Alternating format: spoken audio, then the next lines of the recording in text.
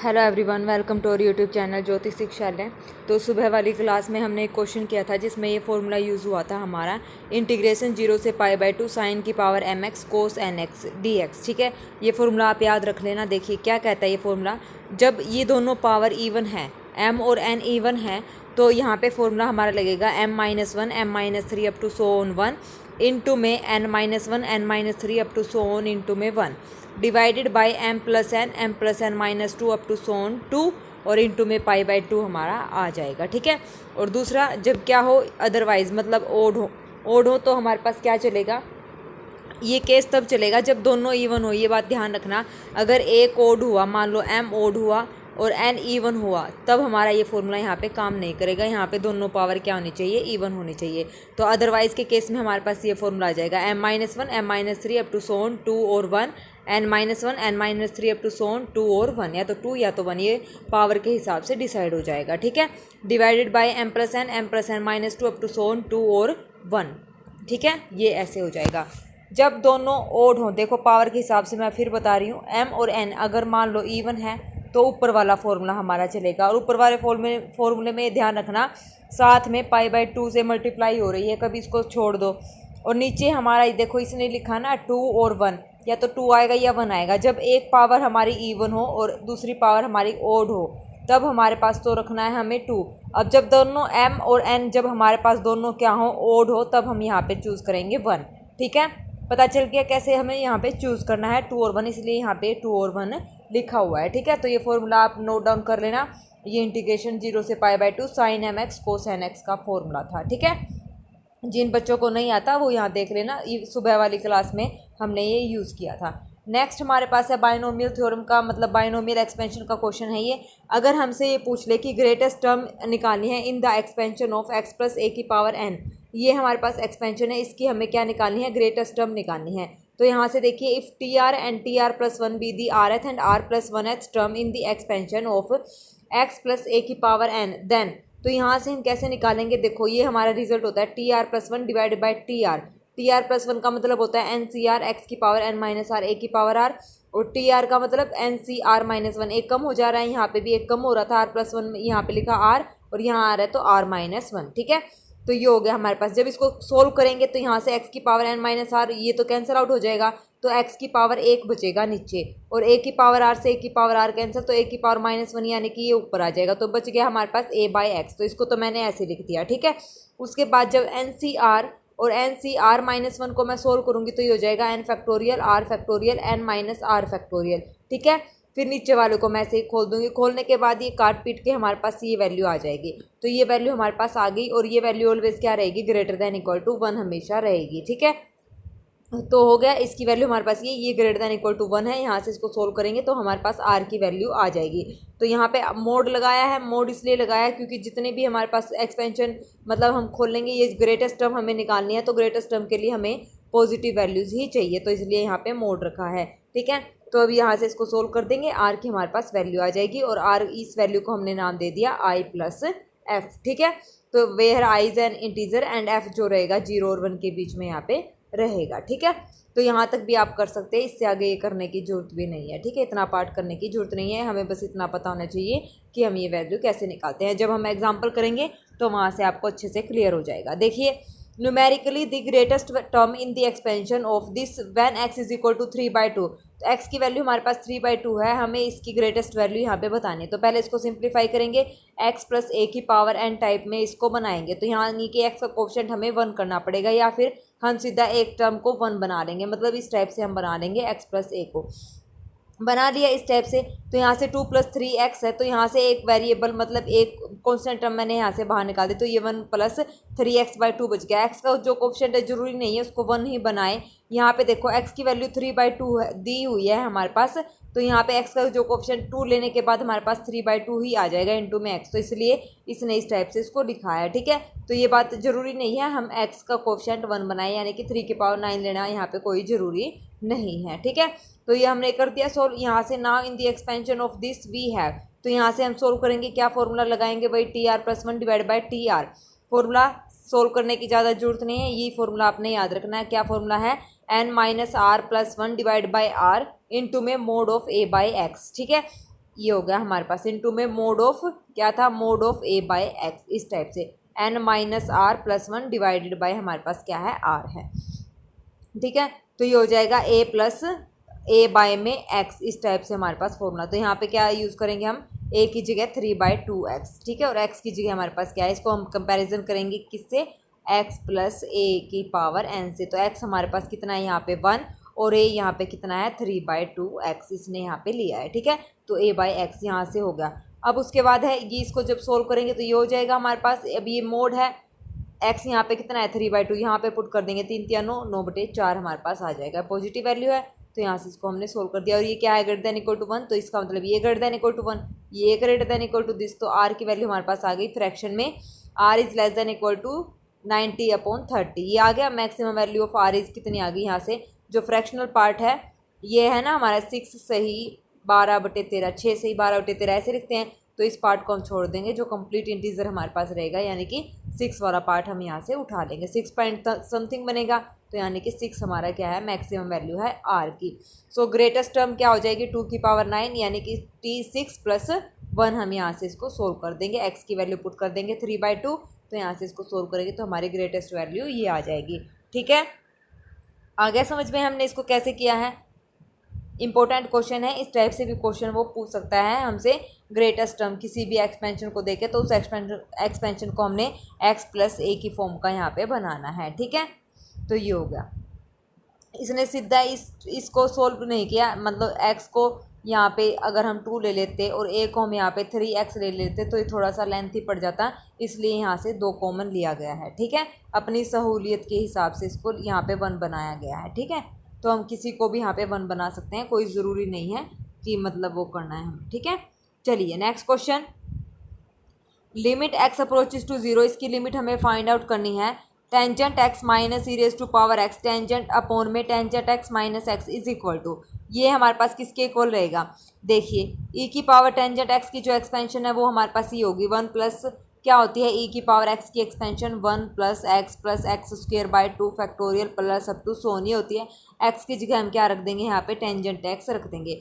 But we know that, फिर हमें पता है टेंजेंट x की expansion x plus x³ plus 2/15 x की पावर 5 प्लस अप टू सोन ऐसे चलेगा।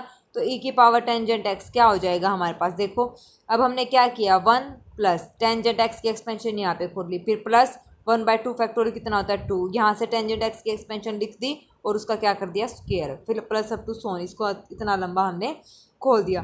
खोलने के बाद हम क्या करेंगे, इसका स्क्वायर खोल देंगे, 2 टर्म्स का स्क्वायर, इसका भी स्क्वायर खोल दिया। खोलने के बाद ये हमारे पास सिंप्लीफाई हमने कर लिया। उसके बाद हम क्या करेंगे, एंड e की पावर x हमारे पास इतना होता है, तो e की power tangent x minus e की पावर x कर देंगे। इसमें से हम क्या करेंगे, e की पावर माइनस x करेंगे। ऐसा हमने इसलिए किया क्योंकि e की पावर टेंजेंट x में हमारे पास माइनस ई एक्स था। ठीक है, तो e की पावर टेंजेंट x को सिंप्लीफाई करने के बाद उसमें से e की पावर x घटा दिया, तो हमारे पास ये आ गया, प्लस में हाइयर पावर ऑफ x हमारे पास बच गई। उसके बाद similarly tangent x minus x करेंगे, तो टेंजेंट x की एक्सपेंशन खोलो, प्लस में हायर पावर ऑफ x और माइनस में x कर दो। ठीक है, करने के बाद ये सोल्व करेंगे तो हमारे पास क्या वैल्यू आ जाएगी, ये हो जाएगा x³/6 और नीचे हमारे पास x³/3 प्लस में हायर पावर, तो ये कैंसिल आउट हो जाएंगे, 3 2 6, इससे ये कैंसिल, तो 1/2 हमारा आंसर आ जाएगा। ठीक है, तो सिंपल सी लिमिट थी ये, इसको ऐसे हमने सोल्व करना था। ठीक है, चलिए नेक्स्ट हमारे पास है द फंक्शन, ये फंक्शन हमारे पास गिवन है f of x is equal to mod x into में 3 e raise to the power 1 by mod x plus 4 divide by 2 minus e raise to the power 1 by mod x is, ये function हमें बताना है continuous है discontinuous है कैसा है। ठीक है, तो देखिए कैसे करेंगे इसको check, the given function is this, जब इसका मोड हटाएंगे, जब x की वैल्यू लेस देन 0 तो मोड x क्या हो जाएगा नेगेटिव, जब x की वैल्यू 0 हो तो ये वैल्यू सारी हो जाएगी 0, जब x की वैल्यू ग्रेटर देन 0 है तो ये वैल्यू हमारे पास क्या रहेगी पॉजिटिव, यानी कि मोड x क्या रहेगा हमारे पास पॉजिटिव रहेगा, जहाँ जहाँ मोड x है वो खोलना है हमने। ठीक है, उसके बाद यहाँ से देखिए e की पावर 1 बाई मोड x है ना, तो x की वैल्यू जब लेस देन 0 तो यहाँ पे माइनस आएगा। ठीक है, e की पावर -1 बाई एक्स हो जाएगा। उसके बाद लिमिट, जब कंटिन्यूटी के लिए हम limit x approaches to 0 minus करेंगे तो f of x is equal to हमारे पास limit x approaches to 0 minus पे लिमिट हमारे पास क्या चलेगी, ये वाली चलेगी। ठीक है, यहाँ पे चेक ठीक कर लेना, e की पावर -1 बाई एक्स, देखो यहाँ पे ठीक लिखा हुआ है। ठीक है, तो लिमिट लगा के जब इसको सोल्व करेंगे हमारी लेफ्ट हैंड लिमिट हमारे पास क्या आ जाएगी, 0। Left hand limit, right hand limit change करेंगे सोल्व तो वो भी क्या आ जाएगी, 0। और फंक्शन की 0 पे वैल्यू क्या है, 0। तो ये फंक्शन हमारे पास क्या हो गया, कंटिन्यूस यहाँ पे हो गया। ठीक है, फंक्शन हमारे पास कंटिन्यूस हो गया। तो डिफरेंशिएबिलिटी के लिए चेक करेंगे लेफ्ट हैंड डेरिवेटिव और राइट हैंड डेरिवेटिव। ठीक है, तो लेफ्ट हैंड डेरिवेटिव हमारे पास क्या होता है, f dash 0 is equal to में limit h approaches to 0 f of h minus में एफ ऑफ 0 अपॉन में एच। तो ये वैल्यूज पुट कर देंगे लेफ्ट डेरिवेटिव की और राइट डेरिवेटिव की। तो ये आ जाएगी हमारे पास 3 और इस पे आ जाएगी -3। तो इसका मतलब ये डिफरेंशिएबल नहीं होगा at x is equal to 0 पे। ठीक है, इंपॉर्टेंट क्वेश्चन था, ये भी दिखने में थोड़ा सा भयानक लग रहा है लेकिन भयानक है नहीं। ठीक है ना, इंपॉर्टेंट क्वेश्चन है, इस टाइप से भी क्वेश्चन वो पूछ लेगा कंटिन्यूटी और डिफरेंशिएबिलिटी चेक करने के लिए। ठीक है, 3 क्वेश्चन हुए हैं, तीनों मोस्ट इंपॉर्टेंट क्वेश्चन है, अच्छे से ध्यान से इसको कर लेना। चलिए नेक्स्ट हमारा है 4th क्वेश्चन, क्या कहता है, find the area of the reason bounded by the ellipse. हमें एरिया ऑफ द रीजन निकालना है बाउंडेड बाय द इलिप्स। इस इलिप्स से क्या है, bounded in the 4th quadrant. 4th quadrant का यूज़ करके, ठीक है, 4th क्वाड्रेंट का यूज़ करके हमें एरिया ऑफ द रीजन यहाँ पे निकालना है। तो देखिए गिवन इक्वेशन ऑफ इलिप्स हमारे पास ये है, कंपेयर करेंगे इलिप्स की इक्वेशन से x² by A square plus में y² by b square is equal to में हमारे पास 1 होता है। तो a² यहाँ से कितना है 9, b² कितना है 4। तो a की वैल्यू और b की वैल्यू हमने यहाँ से निकाल ली। Now we see that a is greater than b। तो यहाँ से हमें पता चल रहा है जो a है वो b से ग्रेटर है। सो द हॉरिजॉन्टल इलिप्स, तो हॉरिजॉन्टल इलिप्स हमारे पास इस टाइप से बनेगी। अगर a हमारे पास लेस देन b होता तो हमारे पास ऐसी वर्टिकल इलिप्स बनती है ऐसी। ठीक है, तो अब ये बनेगी horizontal ellipse will be formed.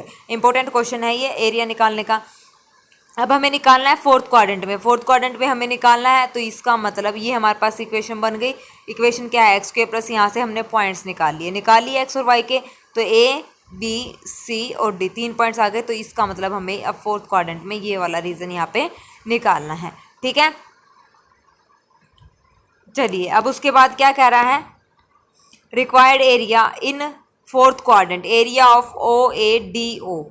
अब यहाँ से देखो एरिया ऑफ क्या निकल गया, ओ ए डी ओ, ये वाला रीजन हमें निकालना है। और यहाँ से ये कैसी इलिप्स बनी है, हॉरिजॉन्टल इलिप्स बनी है। तो ये क्वाड्रेंट कौन सा हो गया हमारे पास, वाई का क्वाड्रेंट यहाँ पे हो गया है। वर्टिकल अगर ऐसे बोलता है ना वर्टिकल इलिप्स में निकालो, तो ये इस टाइप से हमारे पास ये होता है वर्टिकल इलिप्स, वर्टिकल इलिप्स होती। और 4th क्वाड्रेंट हमारा 1 2 3 4 ये होता। तो ये वर्टिकल इलिप्स में हम लेते हैं यहाँ पे x और हॉरिजॉन्टल में हमने लिया है यहाँ पे y। तो अब यहाँ से इसका फॉर्मूला लगा दो। फॉर्मूला लगाएंगे तो लिमिट लेंगे 0 से 3 y dx। y की वैल्यू हम निकाल लेंगे। y की वैल्यू हमारे पास कहाँ से आएगी, जो हमारे पास ये इक्वेशन है x² बाई 9 प्लस में y² बाई में 4 इज इक्वल टू 1। तो यहाँ से हम y की वैल्यू निकाल लेंगे। y की वैल्यू निकाल लेंगे तो हमारे पास ये आ जाएगी, निकाल लेंगे। अब यहाँ से देखो 0 से 3 था, हमने यहाँ पे y की वैल्यू हमारे पास ये आई है, y² बाई में 4 is equal to 1 minus x² by 9।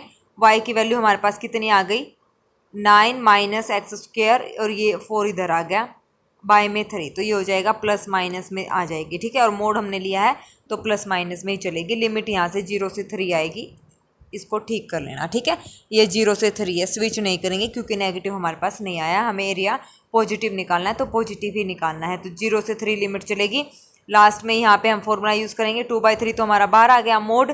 इसका फॉर्मूला हमारे पास क्या हो जाएगा, √a² माइनस x² का फॉर्मूला। तो ये हमारे पास फॉर्मूला होता है। ठीक है, 0 से 3 हमारी लिमिट है, लिमिट हम यहाँ पे पुट कर देंगे तो हमारे पास एरिया आ जाएगा 3π/2 स्क्वायर यूनिट। ठीक है, इंपॉर्टेंट था, एलिप्स का हमें एरिया निकालना था। ये हॉरिजॉन्टल इलिप्स बनी थी जब a ग्रेटर देन b था, और जब a लेस देन b होगा तो वो बनेगी वर्टिकल इलिप्स। और वहाँ पे हमारे पास रीजन रहेगा x, मतलब वहाँ पे x का लिखा जाएगा। और यहाँ पे क्या लिखा गया, y के अराउंड हमने निकाल दिया, इंटीग्रेशन कर दिया, और वहाँ पे x के अराउंड हमारा इंटीग्रेशन हो जाएगा। ठीक है, पता चल गया y कैसे लिया। चलिए next question, s is equal to summation r0 to n minus 1 upon में √4n² minus r² as n approaches to infinity is equal to, ये किसके इक्वल है। तो इसको पहले सिंप्लीफाई करेंगे। ठीक है, ये limit as a sum integral वाला कंसेप्ट है यहाँ पे, तो ये आपको आना चाहिए। इसका भी मैं क्वेश्चन करवा रही हूँ क्योंकि सिलेबस में दिया है। तो समीशन है, यहाँ से हम क्या करेंगे, फंक्शन को बनाएंगे किस f ऑफ x हमें चाहिए है। तो x को हम क्या लिखेंगे, मतलब r/n की फॉर्म में इसको चेंज करना है। तो r/n की फॉर्म में इसको बनाओ, बना दिया। तो यहाँ से r/n को x पुट करो, कर देंगे पुट।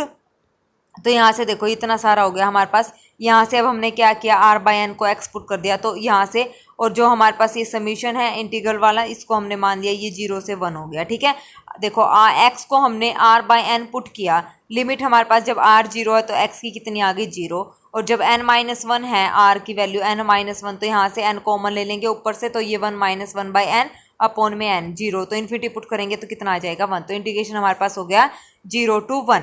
ठीक है, और यहाँ से x is equal to r by n है तो ये हो जाएगा d x is equal to d r by n. ठीक है, ये 1/n यहाँ पे इंक्लूड हो जाएगा, यानी कि 1/n d x is equal to हमारे पास, सॉरी डी एक्स तो हमें रखना है, तो d r by d n, यानी कि समीशन की जगह पे हमारे पास इंटीग्रेशन आ जाएगा 0 to 1, और यहाँ पे डी आर बाई एन की जगह हमारे पास आ जाएगा डी एक्स, यानी कि 1/n की जगह हमारे पास क्या आ जाएगा dx आ जाएगा। ठीक है, 1/n की जगह हमारे पास dx आ जाएगा, तो ये हो गया हमारे पास। ठीक है, इसको चेंज कर दिया, अब यहाँ से इसका क्या कर दो, अब यहाँ से इसका इंटीग्रेशन कर दो, इंटीग्रेशन सोल्व कर देंगे तो हमारे पास आंसर आ जाएगा π/6। ठीक है ना, इसको पता चला ना कैसे कर रहा है, एक बार फिर बता रही हूँ। पहले हम क्या करेंगे, जो हमारे पास लिमिट समीशन दिया है उसके अंदर जो भी टर्म है उसको हम चेंज करेंगे r/n की फॉर्म में, क्योंकि आर की टर्म में और एन की टर्म में ही हमारे पास समीशन की वैल्यूज मिलेंगी जैसे इसमें थी। ठीक है, तो उसको चेंज कर दिया r/n में। अब हम क्या करेंगे, समीशन की जगह तो हम लगाएंगे इंटीग्रेशन का साइन, और 1/n और की जगह हम रखेंगे dx, और यहाँ पे वैल्यू सारी क्या कर देंगे, पुट कर देंगे, तो हमारा सिंपल हो जाएगा। ठीक है, इसको हम ऐसे सोल्व करेंगे। अब बच्चे बोलेंगे कि जो dx is equal to d r by d n था ना, dx is equal to d r by n, तो यहाँ से मैंने कर दिया विद रिस्पेक्ट टू x, तो देखिए यहाँ पे हमें करना है x is equal to r by n, मैंने इसका डेरिवेटिव करना है with respect to r। With respect to r करेंगे तो ये तो हमारे पास dx हो जाएगा, r का हमारे पास dx बाई डी आर, और r का हमारे पास 1/n आ जाएगा, इस टाइप से आ जाएगा। तो dx is equal to d r by n है, तो डी आर बाई एन को यहाँ पे मैंशन नहीं कर रखा dr को, तो यहाँ से हम dr को ज़्यादा मतलब r के विद रिस्पेक्ट टू इंटीग्रेशन करेंगे तो यहाँ से हम सीधा लिख देंगे इसको कि ये क्या है, dx की वैल्यू है 1/n, लिमिट जो है dx की वैल्यू है। ठीक है, तो dr पे हम इतना यहाँ पे गौर नहीं करेंगे क्योंकि वो आएगा। ठीक है ना, तो ये ऐसे हमें करना है।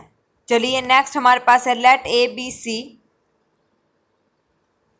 a b and c be three known coplanar vectors and let p q and r be vector defined by the relation। इस तरीके से वो डिफाइंड है, p is equal to B cross C, Q is equal to this और R is equal to this, then the value of the expression, हमें इसकी value निकालनी है। ये भी इजी क्वेश्चन है, देखिए पी हमारे पास इस टाइप से, क्यू इस टाइप से, आर इस टाइप से, हमें क्या निकालना है, इसको जब सोल्व करेंगे तो ए डॉट पी प्लस में बी डॉट पी इस टाइप से हो जाएगा, तो हम ए डॉट पी निकालेंगे, तो ए डॉट बी क्रॉस सी इस टाइप से है, तो यहाँ से ये बन जाएगा हमारे पास वापस से बॉक्स फॉर्मेट, तो यहाँ से हमारे पास हो जाएगा ए बी सी से ए बी सी कैंसिल, तो ये बन जाएगा हमारे पास 1। अब ए डॉट क्यू निकालेंगे, ए डॉट क्यू जब निकाल लेंगे तो यहाँ से इसकी वैल्यू हमारे पास क्या आ जाएगी, ए डॉट क्यू की वैल्यू आ जाएगी, ये भी हमारे पास ए सी ए है ना, तो ये क्या बन जाएगा ए डॉट सी क्रॉस ए, तो यहाँ से इसकी वैल्यू हमारे पास हो जाएगी 0, क्योंकि 2 बार हमारे पास सेम वैल्यू आ रही है, ए यहाँ पे लिखा जा रहा है वेक्टर। ठीक है, तो ये हमारे पास हो जाएगा 0। सिमिलरली बी क्यू और सी आर हमारे पास 1 आ जाएंगे, बाकी सारी टर्म क्या हो जाएंगी 0। अब इनकी मल्टीप्लाई कर दो, मल्टीप्लाई करके इनको क्या कर दो, ऐड कर दो, जो 0 है वो 0, जो 1 है वो 1, यानी कि 3 हमारा यहाँ पे आंसर आ जाएगा। ये भी ईजी क्वेश्चन था, इंपॉर्टेंट था। ठीक है, चलिए नेक्स्ट हमारे पास है probability of solving specific problem independently by a and b are 1/2 and 1/3 respectively if both try to solve the problem independently, the probability that the problem is solved exactly one of them solve the problem are respectively। तो देखिए probability हमें निकालनी है, एक problem है उसको independently solve करना है। ठीक है, ए हमारे पास गिवन है, बी हमारे पास गिवन है, if both try to solve the problem, वही इंडिपेंडेंटली अगर हम इसको सोल्व करेंगे तो प्रोबेबिलिटी हमारी क्या होगी, तो देखिए probability of solving the problem by A, तो पी ए 1/2 है, probability of solving problem by B तो कितनी है, पी ऑफ बी हमारे पास 1/3। Probability of not solving the problem by A, मतलब ए से प्रॉब्लम सोल्व नहीं हो रही तो वो क्या हो जाएगा, पी ऑफ ए कॉम्प्लीमेंट, तो 1 माइनस पी ऑफ ए, तो 1/2। बी से सोल्व नहीं हो रही तो बी कॉम्प्लीमेंट, यानी कि P of B complement is equal to 1 minus P of B, ये आ जाएगा। अब फर्स्ट में क्या निकालना है, फर्स्ट में हमने निकालना है the problem is solve, problem हमारे पास सोल्व हो रही है, तो the problem is solve is equal to 1 minus P of none of them the problem is solve, तो यहाँ से 1 minus P of A dash intersection B dash निकाल देंगे अलग अलग कर देंगे, क्योंकि ए और बी कैसा है हमारे पास, इंडिपेंडेंट है। इंडिपेंडेंट है तो ये अलग अलग हो जाएगा, इनकी प्रोडक्ट इंटरसेक्शन है तो ये प्रोडक्ट में लिखा जाएगा। तो सोल्व कर देंगे, प्रॉब्लम हमारी सोल्व हो गई। अब इसने बोला है exactly one of them solve the problem, तो एक प्रॉब्लम सोल्व हो रही है। मान लो ए ने सोल्व कर दी, बी से नहीं हुई, ए से नहीं हुई, बी ने सोल्व कर दी, तो इस टाइप से ये बन जाएगा केस। ठीक है, तो ये इसका हमारा आंसर आ जाएगा। ठीक है, हो जाएगा। इंपॉर्टेंट हमारे ये क्वेश्चन थे। आज की क्लास में सारे क्वेश्चन इंपॉर्टेंट ही हैं, अच्छे से कर लेना। और जो ये लिमिट समय ये वाला था ना, ये भी अच्छे से कर लेना, इस टाइप के क्वेश्चन भी पूछे जाएंगे। ठीक है ना, चलिए नेक्स्ट हमारे पास क्वेश्चन है, if z is equal to √3/2 plus में आयोटा बाई 2 की पावर 107 और माइनस में बीच में माइनस है और इसकी power 107, then show that imaginary z is equal to 0। तो हमें शो करना है कि इमेजिनरी z 0 है। तो बच्चे इसकी स्टेटमेंट देख के डर जाएंगे, इतनी बड़ी बड़ी पावर्स हैं, इसको कैसे सोल्व करें। ठीक है, अब जिसने पढ़ रखा है उसका हो जाएगा, जिसने नहीं पढ़ रखा है वो नहीं करके आएगा। देखिए हमें क्या करना है, सबसे पहले हमारा फर्स्ट स्टेप क्या रहेगा, z हमारे पास ये है। ठीक है, हम निकालेंगे जेड बार निकालेंगे, इसका मतलब इसका कंप्लीट हमने बार यहाँ पे कर दिया। उसके बाद नेक्स्ट स्टेप हम करेंगे, जब कंप्लीट का हम बार करते हैं z1 प्लस z2 बार करेंगे तो z1 बार प्लस z2 बार अलग अलग हो जाएगा। तो यहाँ से इसका बार अलग, यहाँ से इसका बार अलग हो जाएगा। ठीक है, अब ये बार कंप्लीट के ऊपर है तो मैंने इसके अंदर के ऊपर अंदर ले लिया। ठीक है, अंदर ले लिया तो हमारे पास ये वैल्यू आ गई और ये वापस से किसके इक्वल आ गई, जेड के इक्वल। तो जेड बार किसके इक्वल आ गया, जेड के इक्वल आ गया। तो इसका मतलब ये कैसा नंबर हो गया, प्योरली रियल नंबर हो गया। तो इमेजिनरी जेड हमारे पास क्या आ गया, 0, क्योंकि जेड बार हमने हमारा किसके इक्वल आ गया, जेड के इक्वल। तो यानी कि अगर हमारा जेड बार जेड के इक्वल आ जाता है तो वो कैसा नंबर है, रियल नंबर है। और अगर हमारा जेड बार माइनस जेड के इक्वल आ जाता तो वो कैसा नंबर हो जाता, कॉम्प्लेक्स नंबर हमारा हो जाता। ठीक है, क्योंकि आयोटा माइनस आयोटा में चेंज हो जाता तो वो कैसा बन जाता हमारा, कॉम्प्लेक्स। और जो सेम टू सेम रहता है तो वो कैसा नंबर होता है, रियल नंबर हमारा होता है। ठीक है, इस टाइप से क्वेश्चन था। नेक्स्ट हमारे पास है, show that the matrix is not diagonalisable. अब डायगोनलाइजेबल तो हमें पता है कैसे शो करते हैं। अब इस मैट्रिक्स को हमें शो करना है कि ये मैट्रिक्स डायगोनलाइजेबल नहीं है तो कैसे सोल्व करेंगे। देखिए सबसे पहले 2x2 की मैट्रिक्स है, इसके कोरस्पॉन्डिंग हमें कैरेक्टरिस्टिक इक्वेशन यहाँ से निकालनी है। निकाल ली, लैम्डा इज इक्वल टू 1,1 हमारे पास दो इसकी आइगन वैल्यूज आ गई। आइगन वैल्यू आ गई तो आइगन वैल्यू 1 के कोरस्पॉन्डिंग हमें निकालना है आइगन वेक्टर। तो कैसे निकालेंगे, वही formula a minus lambda into में एक्स। तो यहाँ से कर लेंगे तो हमारे पास ये आ गया। अब यहाँ से देखो y की वैल्यू तो हमारे पास कितनी आ गई, 0, और x को हमने कोई भी आर्बिट्रेरी नंबर यहाँ से ले लिया और यहाँ से इसने x को मान लिया 1 मान लो, यहाँ पे k लिख लो। ठीक है, वो मर्जी है आप लोगों की। तो is the eigen vector corresponding to lambda 1 also is a square matrix and is diagonalisable if A has 2 linearly independent eigen vector. अगर ये मैट्रिक्स डायगोनलाइजेबल होती तो उसके पास क्या होते, दो लीनियरली इंडिपेंडेंट आइगन वेक्टर होते। But we got only 1 eigen vector corresponding to matrix A, क्योंकि हमारे पास लैम्डा की आइगन वैल्यू कितनी आई है, 1 और 1 सेम आइगन वैल्यू होती है। इनके कोरस्पॉन्डिंग हमारे पास सिर्फ एक ही आइगन वेक्टर यहाँ पे मिला है। ठीक है, एक ही हमारे पास क्या मिला है, आइगन वेक्टर। तो so this matrix is not diagonalisable. तो ये मैट्रिक्स हमारे पास डायगोनलाइजेबल नहीं है, तो इसको हमने ऐसे प्रूव करा है। ठीक है, उसके बाद है नेक्स्ट और मोस्ट मोस्ट मोस्ट इंपॉर्टेंट है, इस पे डबल स्टार लगा लो आप, इतना इंपॉर्टेंट क्वेश्चन है ये। देखिए, let T R cube to R cube over a field R be a linear operator such that matrix हमारे पास गिवन है is a matrix of T with respect to the standard order basis. ठीक है, ये matrix T हमारे पास given है with respect to standard order basis. Determine the eigen values and eigen vector of T. तो हम इसकी आइगन वैल्यूज और आइगन वेक्टर यहाँ पे निकालनी है। तो देखिए ये मैट्रिक्स है A with respect to standard basis, हमने यहाँ पे यूज किया 1 0 0 0 1 0 0 0 1। दी कोरस्पॉन्डिंग कैरेक्टरिस्टिक इक्वेशन यहाँ से हो जाएगी। कैरेक्टरिस्टिक इक्वेशन से हम क्या करेंगे, यहाँ से लैम्डा की वैल्यू निकाल लेंगे। तो आइगन वैल्यू हमारे पास आ जाएंगी -1 और 3।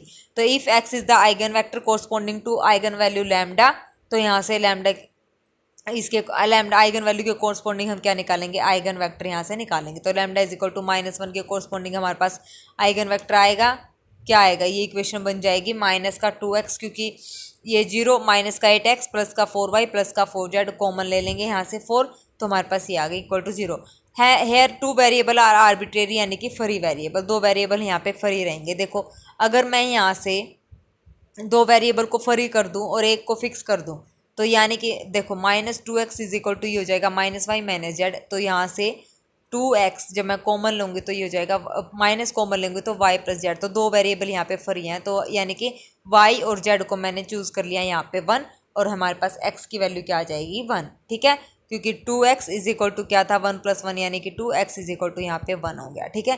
तो ये दो वेरिएबल हमारा, अगर एक ही इक्वेशन हमारे पास आती है तो वो वेरिएबल, दो वेरिएबल हम वहाँ से फ्री ले सकते हैं, ठीक है, फ्री हो जाएंगे वो वेरिएबल, ठीक है। तो अब ये नया कंसेप्ट आपने यहाँ पे आज सीखने को मिला है कि अगर एक ही इक्वेशन हमारे पास बचे तो उस केस में हम वैल्यू कैसे चूज़ करें, ठीक है। तो उस केस में हमारे पास दो वेरिएबल क्या है, आर्बिट्रेरी है यानी कि फ्री वेरिएबल है, तो हमने y और z को यहाँ पे 1 ले लिया। कई बच्चे x और y को भी यहाँ पे 1 ले सकते हैं, कोई गलत नहीं होगा, या फिर x और z को आप ले सकते हैं, मतलब कोई भी दो वेरिएबल आप यहाँ पे फ्री चूज़ कर सकते हैं, ठीक है। तो हमारा एक आइगन वेक्टर हो गया corresponding to lambda is equal to -1। अब यहाँ से देखो y को इसने 1 ले लिया, z को इसने -1 ले लिया, चूज कर लिया ना, तो यहाँ से x2 दूसरा आइगन वेक्टर हमारे पास आ जाएगा लैम्डा इज इक्वल टू -1 के कोरस्पॉन्डिंग, ठीक है, आ गया। अब उसके बाद क्या करना है, लैम्डा इज इक्वल टू 3 के अलोंग निकालनी है आइगन वेक्टर, तो यहाँ से हमारे पास ये आ जाएगा, तो यहाँ से हमारे पास ये इक्वेशन बनेगी। देखो जब सोल्व करेंगे ना, x is equal to y और 2x इज इक्वल टू हमारे पास z, जब मैं x को 1 ले लूँ या फिर x को मैंने k ले लिया तो हमारे पास ये बन जाएगी, x को यहाँ पे 1 ले लिया तो x is equal to 1, y is equal to 1 और z इज इक्वल टू 2, तो हमारे पास ये आइगन वैल्यू आ गया corresponding to lambda is equal to 3, ठीक है। तो ये 3 आइगन वैल्यूज हमारे पास निकल आई, आइगन वेक्टर्स निकल आए आइगन वैल्यू के कोरस्पॉन्डिंग, ठीक है। तो ये इंपॉर्टेंट क्वेश्चन था आइगन वैल्यूज का। अगर इस टाइप से स्टेटमेंट आ जाए तो उस टाइप में हमें क्या करना है, कुछ भी नहीं करना, सेम जो मैट्रिक्स है उसको निकालना। देखो एक तो वो हमसे दे देगा सीधी मैट्रिक्स, ठीक है, सीधी मैट्रिक्स उसने दे दी और बोल देगा कि आइगन वैल्यूज और आइगन वेक्टर निकालो, या फिर अगर उसको आइगन वैल्यूज और आइगन वेक्टर निकलवाने हैं ना तो वो इस टाइप से घुमा फिरा के भी दे देगा ताकि बच्चे कंफ्यूज हो जाए। अब जिस बच्चे ने अच्छे से पढ़ रखा है तो वो तो सीधा ये सोचेगा ये मैट्रिक्स है, इसके कोरस्पॉन्डिंग हमें निकालना है और कुछ करना नहीं, चाहे वो स्टेटमेंट कैसे भी दे दे। जब अब बच्चों को पता है कि हमें ऐसे सोल्व करना है तो ये सिर्फ और सिर्फ कंफ्यूज करने के लिए इतनी बड़ी स्टेटमेंट्स लिखी गई है। लीनियर ट्रांसफॉर्मेशन लिख दिया, स्टैंडर्ड बेसिस लिख दिए और ऑपरेटर दे दिया, तो बच्चे सोचेंगे पता नहीं क्या बोला है, कैसे सोल्व होगा, किस तरीके से हम इसको सोल्व करेंगे। तो कुछ भी नहीं है, सेम जैसे हम मैट्रिक्स में सोल्व करते हैं वैसे ही करना है। सारी चीज़ें आपने यहाँ पे देख ली होगी, कुछ इसमें नया हमने नहीं किया है, ठीक है। तो ये इंपॉर्टेंट क्वेश्चन थे, अच्छे से आप लोग कर लेना आज की क्लास में, और ये क्वेश्चन थोड़ा सा अच्छे से समझ लेना। जो मैंने बताया था कि dx dr/dn जो हमारा आएगा उसकी जगह हमें यहाँ पे क्या लिखना है, dx लिखना है, ठीक है, और इंटीग्रेशन को, समीशन को इंटीग्रेशन में हमने चेंज करना है, ठीक है। तो इस टाइप से इसको सोल्व करना है, ओके। तो चलिए आज के लिए फिर ये हमारी क्लास इंपॉर्टेंट थी, इतना ही रखते हैं। इंपॉर्टेंट क्वेश्चंस हैं, अच्छे से आप लोग प्रैक्टिस कीजिएगा, और ये फॉर्मूला जो याद करने के हैं वो फॉर्मूले अच्छे से आप लोग याद कर लीजिए और 2-3 बार यहाँ पे लिख के देख लीजिएगा, ठीक है। चलिए जो क्वेश्चन ना समझ आए तो वो कमेंट कर देना, और समझ आ जाए, अच्छी लगे क्लास तो भी एक अच्छा सा कमेंट ड्रॉप कर देना, ओके। चलिए thank you very much, have a nice day.